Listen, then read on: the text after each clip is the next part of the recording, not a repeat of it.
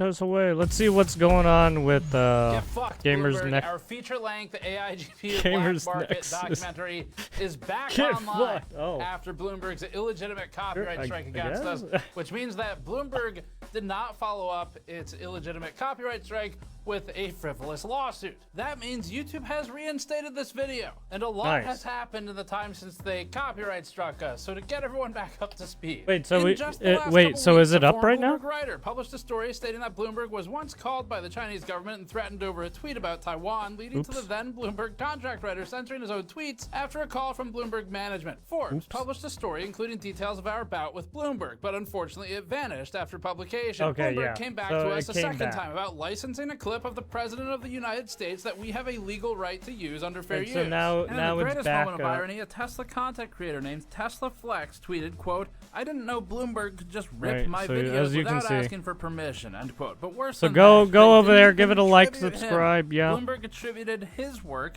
to Consumer Reports, Subscribe to which Gamers is a Nexus. different publication entirely. So first of all, he did like a apparently whole Bloomberg does extensive believe in fair coverage use on and it. is willing to potentially If make you that want to see argument. how And they secondly, basically when they black might market argue fair use market of the dealings clip, with they attribute GPUs. credit to the That wrong is your person. It's big certainly source useful right that there. Bloomberg is illustrating its there's belief there's in also fair a use lot of copyright law technical and is creating evidence of its beliefs and rules for them, terminology, but not for especially anyone with the else. whole And plenty more. obviously More importantly, our movie is back on the platform. specifics It's linked of below, the and we need your help hardware to get and it stuff back like into that, the right? algorithm, which is why we're making these So if videos. you're not Please check it accustomed out. to It's at a 0 bunch views of for tech about 2 weeks, terminology, which is basically a death penalty on good YouTube. luck. If you didn't hear about it before, the movie details smugglers in the U.S. Sorry. who move export-controlled GPUs illegally into China from the perspective of the U.S., and then details buyers, users, dealers, and fixers on the Chinese side. For those operating in China, all of this is legal. These GPUs aren't illegal in China. Yes, For they're the all smuggler who found in the US, legal. Though, he is violating U.S. export controls Correct. by exporting banned cards he tests in the back of his vehicle in the States. Correct. Something that people are actively So being it's not right. prosecuted for by the Exactly. So Department it's of not Justice. legal to It is a It's really legal to cool buy them story, over there, and it's crazy but it's that we illegal got the level of to access that we export did, to and that all these people were transport willing to go on camera to for the most U.S. part without so much as a face Right, blur. the even the modified we're pretty proud versions fact that of we have at this point published those the most detail on this pipeline GPUs, you on the internet. you can't It's find in that those in video. America. That's where you can get it, and that's Unless why we're so you're- happy it's back unless up. you're All we the- wanted at right, this some point was for custom people to see it, specialized because person fortunately, thanks to you messing all, with that we were kind of stuff. financially supported to make it. And then it was then taken there's down, so obviously we're some just- we're people in happy it's back America out that there. do that Also, you can stuff, still get a but copy those of are it on a very USB drive on our technical store from one of people, our right? 3 They- remaining they've backer been tiers. working The on Kingpin this tier stuff for has a while. closed. We closed that on the 8th, I think. They're- The others they're will in close the soon industry. as well, but you can also watch it messing now with a on our lot of- channel for free. For all of you who have re-uploaded it, just link back to ours if you don't mind and direct your people to the source. But who knows? There's always a chance that they take it back down. And have I got ideas for if that happens? As for us, we are at this point keeping all options and remedies open, including legal if we feel like it's necessary or worthwhile. As for this topic, this whole process has been very educational. It's not been a particularly fun education, but most aren't. And we've learned a lot, and we're ready to share it with not only viewers who are just curious about how it all works and how content you are interested in might get suppressed or squelched without you really even knowing about it. True. But I think also just for other creators watching this, it gives you a behind the scenes of like, you know, they give you some buttons you can click when there's a copyright strike, and they make it really scary if you contest it. Because it's like penalty of perjury, channel deletion and termination of your account. Your money goes away if you had any in escrow. And they make it sound pretty scary, but we've gone through that process. Now we can tell you how it works on the other side. Before that, this video is brought to you by the Montech HSO1 I mean, and obviously HSO2 that cases. is like the HSO1 and HSO2 everything cases is differ still by way like of a mesh illegal, front or a curved glass front. only if you go we to, previously like, court reviewed and these shit. cases in our intensive benchmarking process and found them to be overall high build quality, with thermals comparable between the two designs. The rear chamber of the case uniquely brings the power supply forward and perforates the rear wall of the case, allowing for more air movement internally while providing a different look. The rear of the case uses a fan mounting mechanism for 2 separate fans that can be coupled together with a plate, improving convenience. The HSO1 and HSO2 also invert with minimal effort, allowing the computer to present to the opposite side without needing to reconfigure the entire build. Learn more at the links in the description below. So a lot of YouTubers would be rightfully worried about resisting a copyright strike. If you get 3 strikes, they might terminate your account. For anyone but the big, invincible, multi-billion-dollar media conglomerates, it's termination. all around. But for them, strike away and assume no one will fight back because it's worked so far. At best, fighting back will get you reinstated in 10 business days, like it did for us. At its most aggressive, you'd have to get your damages back, sue a company that in this instance is significantly larger and that specifically employs soul-sucking vampires whose entire job is to sit in an ivory tower commanding little peons around like an RTS of some kind and just siphon the lifeblood out of smaller businesses where they actually want to contribute something to society or they keep poach their you. own vampiric coffers stuffed. While we do have very real Leave you out to damages dry. that we can prove, it would be a serious undertaking that would distract from what we're here to do. I'm still thinking about it. Companies like Bloomberg, though, they know that, and they bet on it. And in this instance, fighting back at least resulted in a small victory for us, where the video's back up and Bloomberg can go get fucked. Now this video, the rest of it will go over some of how the copyright strike system works specifically on YouTube, because it's kind of unique, how the DMCA laws work, because YouTube has to follow those, but it also deviates, does its own thing in some places within compliance of the law. And then we'll also talk about some of the behind the scenes, and hopefully this helps some people who are fighting abusive copy strike claims from large entities like Bloomberg. And honestly, at this point, I am just relieved that people can see our video again, because it was an enormous undertaking for the team. All right, a lot has happened in the last month. We'll give you a timeline of what happened in our specific instance first to get everyone back up to speed on the same page in the same video. We'll talk about some of the background of I mean, there was he's not talking about the. I don't think he's talking. I don't think he can talk about the people who re-uploaded his but we got some new stuff in as a result. Then the China Talk people podcast had saved me on his to stuff discuss just the in case documentary. if I'll something link it below. bad Then were to Forbes spoke happen. with me for an article. If he Next, couldn't Ed get it Zimmerman from back Better up. Offline had me on to talk about the work. I'll link those below too. Then, seemingly feeling left out, Bloomberg reared its head. Bloomberg has had me on its podcast in the past, but recently published its own poorly executed version of the same topic that saw its views tank when we went live, and then coincidentally, they saw their views recovering when they took us down. Huh.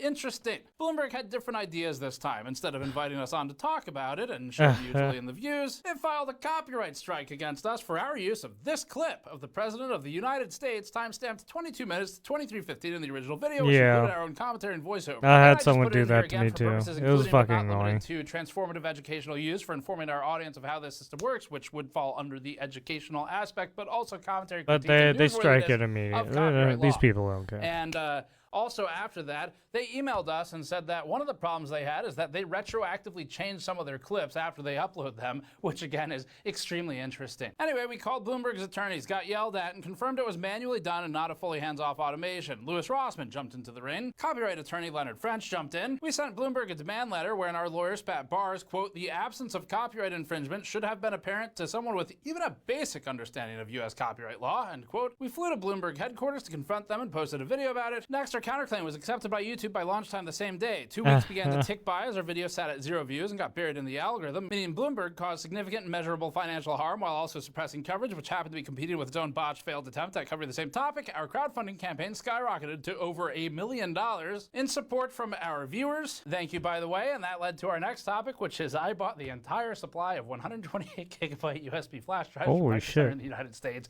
If you went to one and they weren't there, I am so sorry. I really am. And we have a separate video coming up on the crazy machine we're using to actually make all the drives and the copies of the movie. Next, after that, Forbes published an excellently written article about the whole situation, including coverage of our battle with Bloomberg, but also just about what we're doing in general. It was really well done. Lewis What noticed have and you mentioned done? that Forbes took down the article shortly after publishing for reasons we're not privy to, but the original version remains on archive.org. And as we near the end of the timeline, former Bloomberg author Noah Smith of the very cleverly named No Opinion Substack blog published an article detailing his departure from Bloomberg years ago, saying that it was over concerns of the pressures allegedly applied to Bloomberg by the Chinese government, including commentary from the author noting that he was indirectly guided to delete a tweet calling Taiwan a country while writing for Bloomberg. And finally, our video was relisted on YouTube. The way this worked, Bloomberg was put on a clock, and it had two options after our counterclaim. Option 1, file a lawsuit against us reinforcing its commitment to a copyright infringement because if you're working with China, they're going to look at that and be like, fuck actually you. believed in the takedown that it filed. Or at least the government. option 2,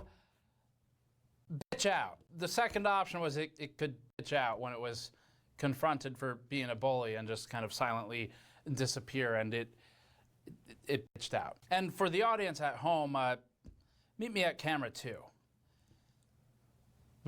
We don't have a camera too. I need to move it. Okay, audience at home, it's just us now. Bloomberg can't hear us at this moment.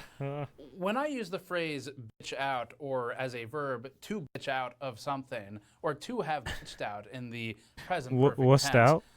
my intent of using this phrase is to do so wholly inclusively. We believe pussied that out. anybody is capable of. I mean, you could use other terms. I don't know if they're gonna like those.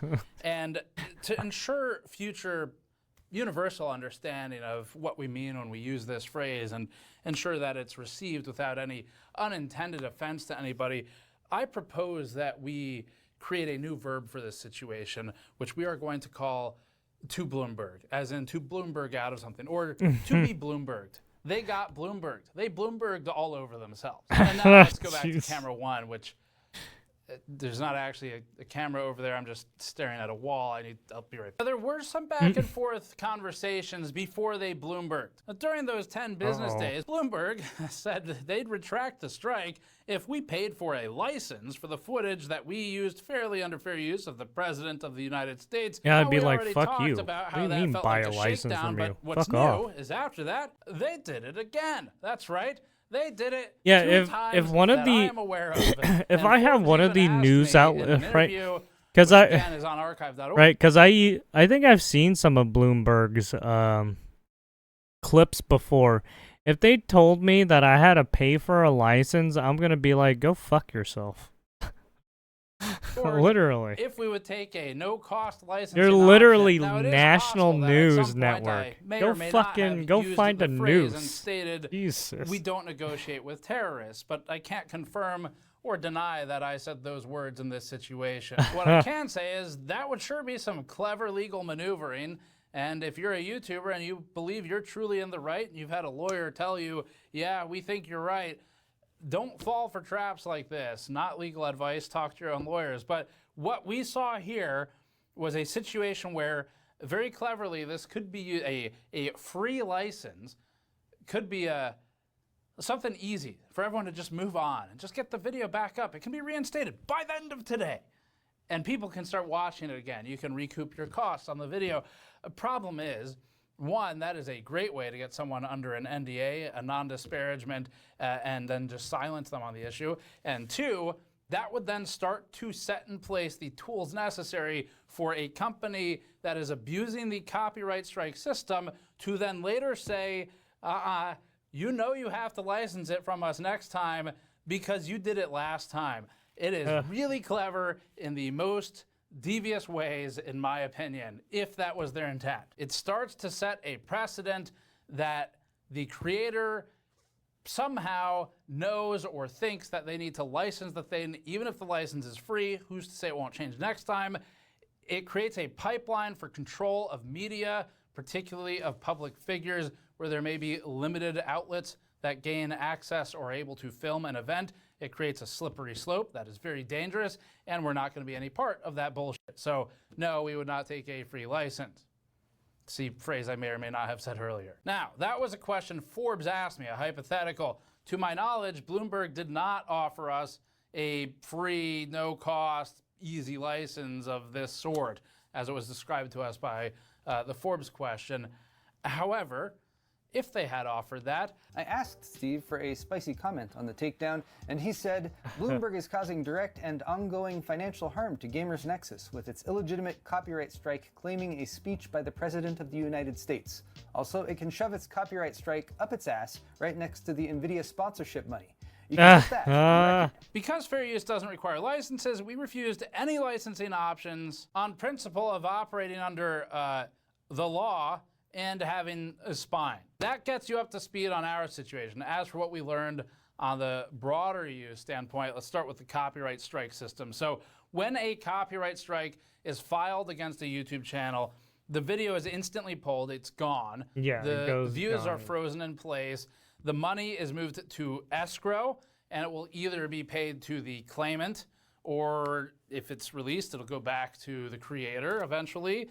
The channel then receives 1 of 3 strikes before termination. The first strike instantly assumes the creator is guilty, as do the next 2, and requires them to attend a condescending so-called copyright class. Yeah, it's kind of stupid removed, how whether or not YouTube does their system. wrong. So the strike is submitted, the video goes down, it's fully the money is stupid. frozen, the views stop, and therefore your ability to continue making money stops, at least on that content. It's always meant to work against And this would be like a cop handing you a speeding ticket at your home when you don't own nor never have driven a car. And then saying, I can make it go away if you pay me, or if you want to fight it, you can go to court, spend all your time there, and while you're doing that, by the way, to make this little problem go away, you have to go to driving class at the same time because fuck you. The system, the way YouTube has built it, is punishment on top of punishment on top of punishment, regardless of whether. Well, I mean, because they're making bullshit rules because they're using bullshit laws from a different country. The American government didn't write into copyright law a couple hundred years ago how copyright strikes should work. Well, I mean, it's because they got. That's like their thing. And DMCA didn't do that either. On strike it's 2, because they outsourced their work 1, to Indians and the people in the Asian channel, legitimate or not. Several monetization features are disabled on the channel. On 3, you're out. Now, going from 1 strike to 3 strikes is not a big jump. That is actually a scary situation to be in for a lot of reasons. Yeah. The number 1 is that the same claimant or a network of them affiliated with each other could coordinate an attack on a channel to bring it down basically overnight. And I mean, that's what at that point, you don't really even have any tools anymore to get access that's almost to YouTube what unless some you know people someone do there to like take down which is bad. So it is like pretty scary prominent getting people, 1 strike. right? Now, YouTubers. 0 to 1 is a massive escalation. I mean, 1 there's to 2, probably again, like turns a off a lot safety of the money system to faucet and would like make it protect awfully hard to YouTubers from legally that shit, but contest still. an illegitimate claim for a smaller creator if you don't have income anymore. So it's like the system is set up to screw you before you can even fight for yourself. 3 is potentially the end of everything you've ever built, no matter how long you've been building it on the platform. And then you could see a situation where, let's say in the critical review space of YouTube, which is sadly just like continuing to get enclosed by influencer, just general marketing bullshit and idiocy, there's a system set up where companies could coordinate an attack to strike channels into oblivion if the channels are causing problems for fairly using clips of, say, marketing lies or something.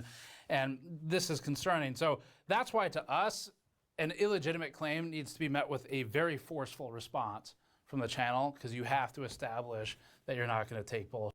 Now, some of this is stuff that DMCA law requires YouTube to do, and some isn't YouTube's fault. For example, the DMCA allows the platform owner to dodge responsibility for user uploads that genuinely infringe upon copyright. And we do think copyright law is broadly a good thing, and we've enforced our own rights to copyrights in the past. If YouTube were held liable for its users uploading, let's say, Disney movies, it would have stopped existing a long time ago. So it makes sense for YouTube to comply with the law and take down the content. But what's up to YouTube is the rest of it. YouTube has decided how the strike system works. It's decided how reinstatement of content works. YouTube could flip a lever and decide that a strike isn't even applied until a company has followed through on its claim by filing a lawsuit, or until a creator has accepted responsibility and accepted a strike, or has lost in court.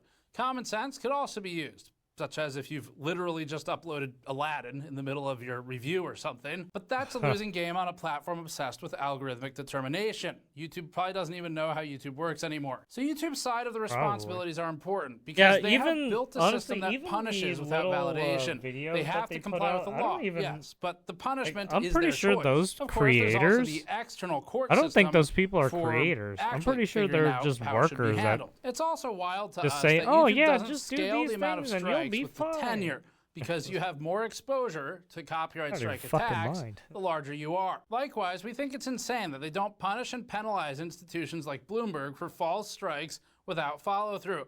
YouTube has clearly sided with us by reinstating us and removing the strike. But as far as we can tell, there was no actual cost for Bloomberg. So what? Their lawyers had to spend some hours responding to ours, considering their lawyers are seemingly probably W-2 employees of Bloomberg itself. That's literally just their job. And even if they're not, it's still literally just their job. It didn't really cost Bloomberg anything to do this, realistically. Those people were likely already getting paid to sit there in their ivory tower. And we're just using Bloomberg as an example here. For an entity like Bloomberg, particularly a huge one that Google could never imagine banning, seeing as Bloomberg functionally controls Bloomberg as a stock company, market, they got a lot of people. there's no downside to just filing strikes on whatever they see fit. Maybe they eventually get sued. Maybe they don't. Maybe they Streisand themselves like this time. But in most instances, especially with outlets less willing to put everything on the line like we did by signing under penalty of perjury and channel termination threats that there's no infringement, it's easier to just take the strike and move on. The system is broken. The law does not require YouTube to function in this particular way that it does, only that it must comply with takedowns and have a system for resolving disputes. This is something that we'll spend more time working on and talking about on our GNCA channel in the future if you want to learn more about it. We've got hardware to talk about here. Hopefully the saga's behind us, but we'll link GNCA below if you want to hear more about this, as I spend some time really kind of digging into the system, how it works, and putting some explainers together. Let's do some really quick FAQ, frequently asked questions. I saw two that kept coming up from viewers. I think they're good questions. The first one is, why not just re-upload the claimed clip and move on? Because they tag it YouTube again. has banned large creators in the past Correct. for re-uploading content that is currently undergoing legal review and dispute. Correct. You are not allowed to do that. I actually agree with that decision. That's crazy, because at that point you're just trying to skirt the system, and like that's not really how it's supposed to work. So that I get. Kind of like ban they're evasion not okay in a with you sense. just re-uploading to get around it. More importantly, as for why not just re-upload the movie without Bloomberg's clip that we fairly used, the answer is because fuck them, that's why. I mean, it's like, I have a legal right to use it. It starts and stops there. It's really that simple. It's a principle thing. And I do think it's a slippery slope to cave on something when you have a legal right to use it. And we're not going to be a part of the apparatus that slides that slope and the creators on it further into oblivion, to a tightening of free speech and commentary on public figures and the things that they say that could be relevant to content. That's insane. Correct. And also the third reason is they could just move the target. All right, so the second one's really quick. Yeah. People say, why don't you file a lawsuit? If you have a legal all these right companies and do they've is backed move off the now, they haven't goalpost. even pursued their belief, if they have one, just in look infringement, why wouldn't you sue them? Actually, I shouldn't and say. people say this as if it's I'll an leave easy that to him, process. Lewis had a great point when I spoke to him. I was going to call out a lot Democrats. of them, actually, but the one that stands out is he said people want to see that because that's how the system's supposed to work. It's not as simple as you file a suit and lawyers in the background do some stuff and they file some papers and they talk to some judges, and then at the end it's like, can I have money now please, or you give someone money. It's not that simple. I am a principled person, so for that reason alone, to be very clear, all options remain on the table for us, including legal remedies, and we leave all options in our arsenal. At the same time, that is a substantial time commitment, and I have seen at this point through the process how unfair it can feel in terms of the distribution of time required between the parties based on their size. And I do have an actual job that you all watch us for, and you all have been very vocal about watching us for, which I respect, and I would like to do that job. And so that is a major consideration for me. Now, also just for some background, GN has staff, but we are a flat organization. We do not have executives. We do not have managers. I run it, and it's that simple. So we've got a small team. It's small enough that I personally manage it. Everybody works directly with me and each other, and that means it's not like I can just like hand this to someone. So it would be me and a lawyer against literal teams of lawyers from a multi-billion-dollar corporation that employs people to do this thing and might be good at dragging stuff out. Now, I think we are right, and that matters a lot. But what opportunities might we miss out on? Oh yeah, no, they're definitely going to drag it out. Something to think about. It's not to say it's entirely off the table. There are some cases where they get dragged out to like 7 years, right? 2 years, 3 years. Also, I've kind of explained that my time is most some of these effectively people spent will fighting drag public it battles out on behalf of the consumer, and so we'll see. As for everything else, I am very relieved to have that video back up online. It's a huge weight lifted. I'm glad you all can see it again from us and check it out. Otherwise, I've got a lot of things to do. We're going to focus on what we do best, which is investigating companies that do shady things and reviewing computer hardware. And I'm all out of computer hardware. I'm actually not. There's like I just filmed a pre-built review and Oh. did the cooler testing Ew. methodology, and we I'm have some just new kidding. methods for FPS. Oh, I and want to gaming see more benchmarks that black we're deploying market that are really stuff. super Where's cool all and the very black technical. market coverage? And there's a case that I'm working on reviewing right now. All right, The point it was a reference. All right, I like seeing the We've got a underbelly of the review beast. and a lot of Yes. investigations. Check out GNCA for some of that, and otherwise check back here for computer part reviews pretty soon. Subscribe for more. Thanks for your support. Sincerely, we'll see you all next time. Don't get Bloomberged. Don't Bloomberg out. No, don't get Bloomberg. Oh god. All right, there you have it. The Bloomberg. Gamer Nexus. There you have it. Check them out if you want to. Right, give them a subscribe, like, all that jazz, comments. You know how it is. Anyways, there you have it.